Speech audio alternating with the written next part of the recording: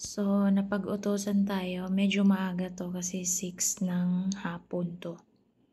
So, bibili lang ako dito ng mga kailangan ko sa bahay kasi aalis yung aking alaga.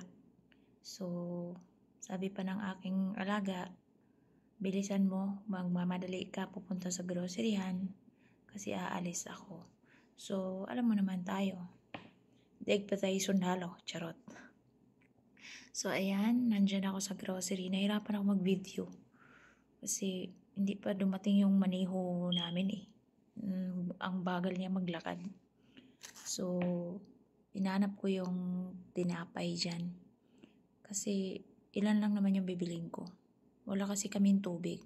So, ayan guys, may mga cookies dyan. So, wala pa tayong sahod, wala pa tayong pera. Kaya, hindi tayo makakabili. So, ayan, yung tinapay, buti, nag-sale siya. 2 peraso, 7 real siya. So, wala eh, pantawid gutom yan. Kaya kailangan natin. So, ayan, na ano ako dyan.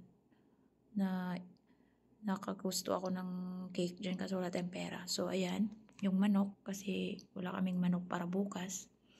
So, bumili ako ng 2 peraso. Tapos, hinanap ko yung, yan, milk. Yan yung gatas guys, is panghalo sa mga sabaw dito. Nagugulay kami ng nagsasabaw kami ng gulay, haluan ng konting gatas.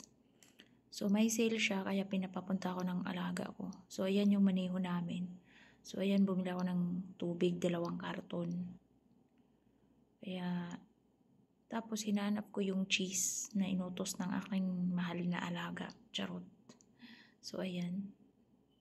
Inaano nila yan guys, pinapartner nila sa kanin, ganun, or kaya sa mga salad, yan. Cheese yan siya. So, ayan o, mangga. Ang lalaki ng mangga nila dito. Tapos may pinya, may watermelon. So, hanggang tingin lang tayo.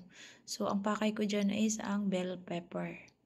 So, magluluto ako bukas, kaya wala eh. So, inaantay ko yung magkikilo dyan. Yan yung ibang lahi, kikilohin niya. 4 na peraso lang yung binili ko. So, magkano? 4.88 real siya.